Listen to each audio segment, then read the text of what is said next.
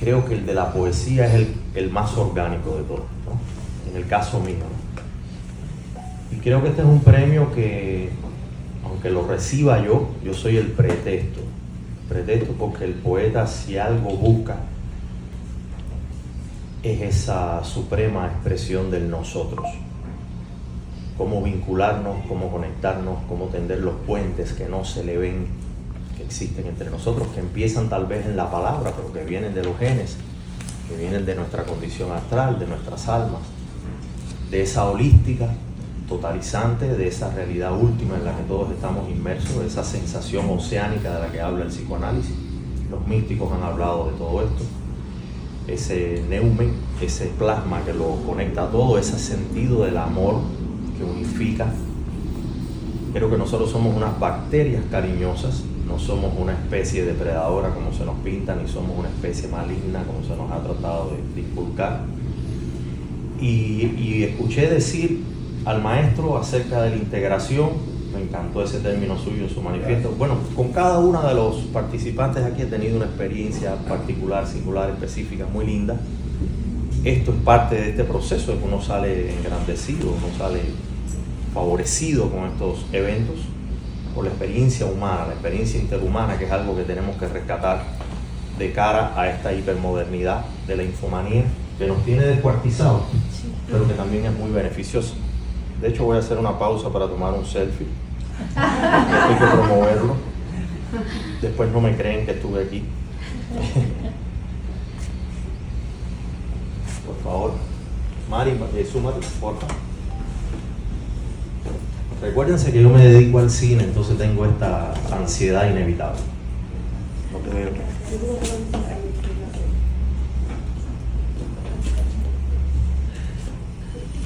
Gracias, disculpen la interrupción. Para mí la poesía, que es lo que me imagino para casi todos nosotros, cada poeta tiene una definición de la poesía. Yo puedo citar aquí 15 y todas son aceptadas, afortunadas. Desde los más sentimentales, los más afectados, que pueden coincidir tal vez con el modernista Rubén Darío cuando decía torre de Dios, poetas para rayos celestiales. Es verdad que a nosotros nos caen todos los relámpagos del universo, nos caen arriba. Y el romanticismo desarrolló esa tesis interesante de que, bueno, la inspiración o el alumbramiento o la llegada del poema nos viene susurrado, nos viene en una mención celestial, lo cual yo reconozco profundamente. Yo soy un escritor que escribe cuando tiene deseos, me puedo meter 6 meses sin poner una palabra y de momento me vienen 2 meses de una intensidad tremenda. Soy catatónico en eso, soy esquizofrénico, escucho voces, acepto ese llamado, interrumpo todo lo que está pasando en mi vida cuando me viene ese llamado.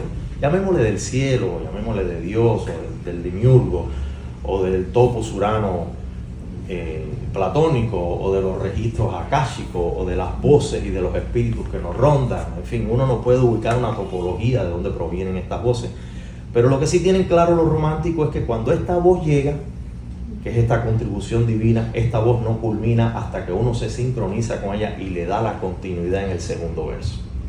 Primero viene ese fogonazo, esa primera inspiración, y ahí hay algo que Novalis, por ejemplo, cifraba de una manera muy particular, que es el tono. Esa primera frase es una caridad que tiene lo divino con nosotros de ubicarnos en un tono musical. Porque la poesía y la música siempre han estado estrechamente vinculados.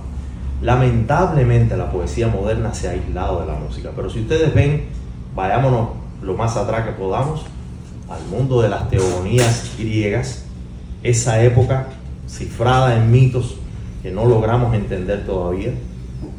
Si vemos a Orfeo, por ejemplo, vamos a hablar de la tradición órfica, que es una que a mí me interesa mucho, en el mundo egipcio, en el mundo helénico, en el mundo griego, en el mundo de la gran democracia de Pericles, el mundo de Sócrates, el mundo de todos esos grandes hombres, de Pitágoras, de Parménides, de todos los filósofos, incluido después del periodo clásico también. En toda esa época hay esta concepción de un diálogo bastante modernizador entre la relación que tiene el individuo con estas presencias divinas, ¿no? Ahí empieza un parteaguas con un tipo que se llama Protágoras, que a mí me gusta resaltar mucho, y que tiene que ver cómo el hombre empieza a estar justo a ocupar un poco la diestra del Señor, la diestra de los sagrados, por una premisa muy importante que después el cristianismo desarrolla, que es el reino está dentro de nosotros. Y eso es algo que me gustaría retomar del manifiesto del maestro ayer, ¿no? Nosotros somos los continuadores, nosotros somos también esa proyección divina. El reino vive dentro de nosotros, nosotros también tenemos esa cualidad. Entonces la palabra nos ha sido dada como un don supremo, hay que respetarla. La palabra tiene una epigenética, la palabra modifica nuestros genes, nuestras vidas, nuestras conductas, nuestro sistema endocrino, nuestro sistema nervioso. La palabra construye los pasos de nuestras vidas. Entonces lo que digamos en ella tiene una afección sobre nuestra praxis, ¿no? Decía el teórico Paul Valéry que si la poesía no nos aportaba esa sensación de descubrimiento, esa epifanía, esa revelación, entonces no era poesía. Y yo creo que eso es lo importante de la poesía, porque la poesía vendría siendo una inversión, una operación inversa a lo que hizo la modernidad, el racionalismo, de convertir el lenguaje en un universo unitivo y en un universo de ideas universales, en un universo de uniformidades, convenciones. El poeta está en las antípodas de eso. El poeta lo que busca es descuartizar ese lenguaje y reconstruir el mundo a través de la palabra, reinventar el mundo a través de la palabra. En eso también participa de esa condición divina. Cada uno de nosotros estamos en una resonancia en torno a todos estos grandes temas, donde yo rescato más que otra cosa la idea central de que tenemos que buscar que esa palabra no quede en una esfera psicológica. Que eso también es un malestar que nos dejó el romanticismo, que si bien es una de las grandes revoluciones espirituales del mundo moderno, también dejó un lastre de melancolía, de pseudopoesía, de lo que se llama lo romántico, a contrapelo de ese romanticismo, y donde ha derivado toda esta cultura telenovelesca, de melo, psicológica, de dolor, de pesar, de angustia, de que han convertido incluso la poesía en una especie de buzón de quejas y sugerencias o de consulta de psicoanálisis. También tiene ese papel la poesía, donde la gente canaliza, exorciza, se purifica de sus dolores, de sus angustias, de su pesar, de sus incomprensiones con sus amores, de los amores imposibles, de los amores incumplidos. También tiene ese camino la poesía, pero no podemos dejar la poesía en ese nivel básico, terrícola. La poesía es celestial, la poesía es neuménica, la poesía es más elevada. Entonces la poesía lo que busca es tratar de explicar eso que dice de Valéry: me tienes que dar sensaciones de descubrimientos, de incertidumbres, de revelaciones, de fogonazos, porque tiene que explicar el misterio. La poesía es de los instrumentos más apertrechados, igual que la matemática, para cavar dentro de una abstracción superior y explicar el sentido mistérico de esta existencia, porque nos pasamos esta pequeña vida que con suerte podemos arribar. Ayer estaba hablando con la señora de los 96 años, tremenda vida esa mujer, ¿no? Y todavía se está lamentando. Yo le dije: Señor, usted es muy afortunada, o sea, usted ha durado 96 años, ojalá yo pudiera llegar a esa edad, ¿no? Con esa alegría. Entonces el poeta tiene toda esa convulsión, todo ese mundo laberíntico, enredado, pero el poeta tiene un desafío muy grande. Cuando usted encara un texto, usted tiene una cárcel que es una aventura sigilosa de una idea que llega un fogonazo, se le escapa, usted empieza a perseguirla, la quiere captar, la quiere redondear, la quiere terminar y nunca puede, es como una cacería alocada, porque además usted está dentro de la estrechez de una fidelidad a formatos, o sea, la versificación, la métrica, el tono, la estructura, la morfología, la rima, una cantidad de cosas que uno dice: ¿cómo me quito esta camisa de fuerza, no? ¿Cómo soy libre dentro de este universo acorralado, no? Yo creo que ese es uno de los grandes méritos que tiene el poeta, cómo dialoga, cómo establece una esgrima con esa coacción y cómo expande el universo del idioma y rompe todas esas reglas, aún cumplimentándola, ¿no? Entonces, en esa paradoja es donde se mueve la poesía. A mí me gusta mucho, y soy un heredero de la escuela de Orígenes, una escuela cubana que fundó José Lezama Lima, un poeta místico, una especie de San Juan de la Cruz caribeño, un hombre de origen católico, pero con una visión muy heterodoxa de la existencia, porque era una catedral cultural. Está considerado por Octavio Paz el poeta más importante, junto con él y junto con Borges, del siglo XX latinoamericano.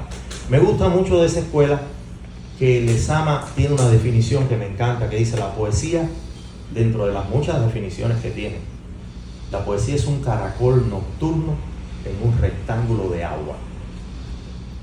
Cuando yo vi esa frase la primera vez dije: wow, esto es un koan japonés, esto no hay manera de descifrarlo, ¿no? Y me puse a meterle cabeza y dije: bueno, un caracol que es una construcción que ha devenido por miles y miles de años y que se concretiza. Imagínense toda la travesía que tiene un caracol que tiene una matriz marina. Estoy yendo al mar, estoy yendo al barco de oro, que es el vellocino de oro de los orfistas. Esos orfistas que venían en un barco y que, a diferencia de lo que nos dice Hollywood, en lugar de estar exaltados para ir a la batalla por grandes tambores como nos vende la épica de Hollywood, no, venía coreando los versos de Orfeo con una cítara, que era un hombre que podía lo mismo encantar a las aves y hacer que todos esos cardúmenes de aves se detuvieran en el cielo cuando él estaba cantando. Eso es lo que dice la mitología. Yo quiero pensar que tenía ese don, que dicen que encantaba a las sirenas, ¿no?, a los monstruos marinos. O sea, y entonces convidaba a estos guerreros, a Jasón, que era el líder, que era un hombre marcado por el destino para emprender esta gran epopeya, que es la nave de los argonautas, uno de los grandes mitos del mundo teogónico helénico.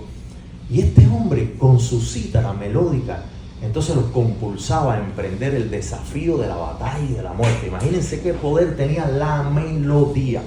Vamos a estar claros, porque ahora se habla mucho del retumbar del plexo solar con los cueros. Eso es otra emocionalidad, eso es otro sentimiento. La melodía, el canto, por eso es tan importante en la poesía esa musicalidad, ese tono, ese acento, esas pausas. Ahora que estamos en este hotel, te agradezco mucho que haya sido este hotel el Emporio, porque he pensado en Cortázar todos los días. Cada vez que atravieso esa puerta giratoria, recuerdo a Julio Cortázar cuando decía: las comas son las puertas giratorias del lenguaje. Porque uno tiene que hacer una pausa, uno viene intrépido y tienes que pararte y entrar en la temporalidad circular de la puerta. Eso es lo que es la coma. Miren cómo una imagen se te queda para toda la vida gravitando en la conciencia y te ayuda a entender ese cambio de ritmo. Ahí hay una musicalidad, ahí hay una métrica. Ahí él te está describiendo mejor que cualquier lingüista, que cualquier retórico, por qué la coma no es un punto y seguido, no es un punto y aparte, no es un punto y coma, es un intervalo, es un cambio de ritmo, es una semipausa, ¿no? No quiero extenderme mucho, yo de esto puedo estar hablando una eternidad. Venía en el camino y creo que hice 5 conferencias en ese autobús pensando qué les iba a decir, y les he hablado de todo menos de lo que venía pensando. Y así es el poeta. El poeta se autoconvierte, se autorregenera constantemente. Quiero hacer este poema que tengo que leer, que está en la antología, que tiene que ver con este tema de la impermanencia, ¿no?, de lo efímero que es todo en el universo. Un día estaba yo con mi esposa y ella me preguntó, después de un acto amoroso, me dijo: ¿cuánto tú supones que vamos a durar? ¿Tú crees que esto es para siempre? ¿Tú crees que esta es la gran relación de nuestras vidas? Esa pregunta, cuando te la hacen, te dicen: wow. Pero te dejan ir a tomar una copa, un vaso de agua, a ver cómo te respondo esto, ¿no? Porque es como entre la espada y la pared y prefieres la espada, ¿no? Le dije: te la voy a responder, pero déjame respirar. Entonces se la respondí con este poema. Este poema que, bueno, como ustedes saben, en toda la filosofía zen, budista, en el mundo del taoísmo, a mí me gusta mucho toda esa poesía de Basho, toda esa literatura oriental que es minimalista, que es sucinta, que es precisa, que no dice una palabra además, que no se excede, que no es barroca como nosotros, que tenemos esos ropaco y que rellenamos y rellenamos. Alguien me hablaba de la adjetivación ayer, no me acuerdo con quién hablé, porque he hablado tantos temas, que alguien me decía: es que mi maestro fue, creo que fuiste tú, ¿no? Me dijiste: mi maestro me enseñó a quitar adjetivos. ¿Sí? Quita adjetivos, por favor. Y es verdad que eso, a mí me cuesta quitar una palabra cuando me ha nacido, ¿no? Es como quitarle un brazo a un hijo, ¿no? Entonces, pero hay que hacerlo en el afán de la síntesis, que si ustedes se ponen a ver es un principio que rige todo el desarrollo del universo. Todo lo que hemos vivido, toda la experiencia que tenemos, es sintética. Incluso Lezama Lima tenía esa frase linda que dice: bienaventurados los efímeros, que podemos contemplar a través del movimiento la imagen de la eternidad. Ese movimiento que tú miras y ya se fue. En ese instante está la eternidad. Y nosotros somos bienaventurados con poderlo percibir, ¿no? Y la literatura zen, taoísta, budista, habla mucho del mar, habla mucho del lago, del río, del estanque, habla mucho del espejo, habla mucho del viento, de estos fenómenos naturales que nos dan esta transitoriedad, ¿no? Nosotros queremos petrificar, nosotros queremos instaurar, nosotros queremos hacer institución, nosotros queremos dejar una memoria perecedera. Y tenemos ese afán, ¿no? Ahora mismo yo estoy aquí tratando de imantarlos, de inculcarle mis ideas, pero más allá de esa vanidad del ego que quiere hechizarlo, provocarle una gran impresión, hay esa suprema conciencia de nosotros. O sea, hay esa idea de que todos nos vinculemos, de que todos nos entendamos, de que construyamos un territorio común. El poeta argentino ha hablado de su intimidad. Qué curiosa intimidad de la poesía intimista, qué desvergonzada es esa poesía que termina siendo pública. Fíjense el sacrificio de un poeta. El poeta termina desnudándose ante la gente. Fíjense hasta dónde se hace un harakiri el poeta, ¿no? Y entonces esa intimidad termina siendo paradójica porque es de dominio público. Entonces es muy difícil, por poner un ejemplo, dentro de una moral conservadora, un poeta gay que empieza a expresar su intimidad, lo hace público. Y eso va moviendo la historia y eso va provocando revoluciones morales, revoluciones de ideas, de conciencia.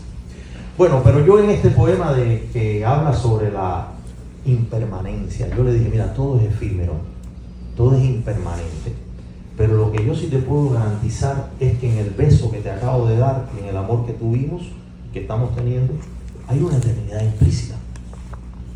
Hay una eternidad del segundo, del instante, ¿no? De ese instante donde no sabemos incluso quiénes más están convocados. Y recuerdo que la frase que me suscitó el poema, que es Marina, por eso escogí este poema, porque yo no pude escribir. Mariana me dijo, por favor, escríbeme un poema del mar. Yo le dije, Mari, yo no puedo escribir un poema por encargo, nunca he podido. Nunca, es un imposible. Es una limitante que tengo. Yo conozco poetas y vengo de familias repentistas que te improvisan unos poemas y unas décimas que tú dices, wow, se la dictaron. Yo no tengo esa capacidad. Incluso yo soy un poeta que escribe, deja reposar y después organiza y sintetiza y limpia, porque como decía Cortázar, se escribe con las dos puntas del lápiz, con el grafito y con el borrador.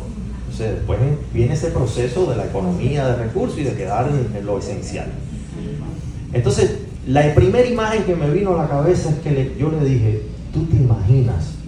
Le dije, te voy a regalar una imagen que me acaba de pasar por la mente. Y te imaginas, para que tú y yo estemos hoy aquí, parados, la cantidad de veces que hubo que meter un remo en el agua, que ha sido un motor de esta civilización. Esta civilización primero conquistó los ríos, los pequeños ríos, después conquistó los grandes afluentes, después conquistó los mares internos, como el Mediterráneo, y después se fue a lo transoceánico, y ahora se está yendo a Marte y sigue remando en el aire porque esas naves tienen que propulsarse y jalar para avanzar. Entonces la idea del remo, la idea del remero, para mí me da esa obstinación, esa tenacidad con que el hombre va hacia no sabe dónde. Y yo creo que ese es el gran desafío de esta humanidad, que sin saber para dónde sigue caminando, que sin haber escrito incluso su propio guión, porque ya trae un guión en los genes, trae un guión en la matriz astral, trae un guión inventado por cada uno de nosotros que le aporta un complemento a ese guión, trae un guión social, un guión político, un guión moral, un guión religioso, un guión de las academias. A pesar de todo eso, sueña y pretende con que va a construir su propio camino. Fíjense si somos locos. Entonces yo le dije, probablemente ninguno de esos remeros que metió remo en el mar y que llegó a un puerto y lanzó una soga, le dije, imagínate esa imagen, cuántas veces ha sucedido en el mundo para que hoy estemos hablando de inteligencia artificial. Ubíquense ustedes en esa imagen, un tipo en la proa de un barco tirando un lazo para que otro lo agarre y entonces llegar a tierra. ¿Cómo fue el verso? Poeta, regálame el verso de la... ¿Usted es la que lo dijo? Ese verso es hermoso, eso me encantó. del barco que llega ahí a puerto. Eso es maravilloso. No lo retuve como usted lo escribió, pero es muy lindo. Es el final de uno de sus poemas, ¿no? Cuando los marinos tocan tierra o algo así. Sí. Porque imagínense la sed, la ansiedad. Yo vengo de una isla, yo sé lo que es eso. Yo sé lo que es el producto del apetito, el deseo, la angustia de un marinero de estar 3 meses en alta mar luchando contra la tormenta y llegar a puerto y ser bienvenido. Por eso los cubanos somos anfitriones, porque eso está en el ADN de nuestra cultura. Todo el que viene por el mar para nosotros es una bendición. Por eso discrepo con el poeta Virgilio Piñera cuando dice: maldita circunstancia de esta isla rodeada de agua por todas partes. Yo cambié ese poema y le puse: bendita circunstancia de esta isla rodeada de agua por todas partes. No podemos caminar sobre las aguas, no tenemos ese don cristiano, pero sí recibimos una cantidad de noticias y sorpresas. La poesía es la sorpresa. Entonces, voy a despedirme con este poema que creo que me he pasado. Entonces, les di la explicación. El poema se titula El firme paso del aire, que es un oxímoron, es una figura que a mí me gusta mucho de la poesía porque es una figura que relaciona mundos antitéticos. Es mi figura retórica predilecta. O sea, me gusta más que el hipala, que el hipérbole, que la metáfora, que la gitanjáfora, que la prosopopeya. Todas me gustan, la sinestesia, pero lo que es esta cosa contradictoria de, por ejemplo, Vallejo decía: voy a sentarme a caminar. Eso a mí me encanta. O sea, maestro, usted tiene que decir el poema de Espronceda que me dijo hace un rato, por favor. Yo quisiera que nos regalara eso, porque tiene mucho que ver con el mar y ilumina todo esto que he dicho. El firme paso del aire. A mi esposa María José Figuera Dreyer. No estamos casados por papeles ni por contrato, pero es como si lo estuviéramos. Lo estamos ante la eternidad. Tenemos una hija, entonces ya eso nos compromete para siempre. Para que hoy estemos tú y yo aquí, fundidos en redentor abrazo, ¿cuántos hombres tuvieron que juntar argucias, desenfundar espadas y empujar barcos a la mar? ¿Cuántas estrellas colapsaron en furibunda alegría? ¿Cuántas vidas trocaron en mármol, martirio y cesas el rumbo impasible de la sangre? ¿Cuántas manos sin querer dijeron adiós? ¿Cuántos ojos agrietaron los sueños? ¿Cuánta aglutinación, rebeldía y escarnio? ¿Cuánto imán inquieto, luz pendenciera, risa alienada en el colchón de siempre? ¿Cuánta matemática de las emociones, lógicas del sinsentido, fueron necesarias para que hoy estemos aquí, tú y yo, confundiendo el mar en tu regazo? Cuántas zambullidas de remos, cuántas acrobacias de la suerte fertilizaron la dicha para que hoy yo te abrace como el soldado estoico que custodia el firme paso del aire.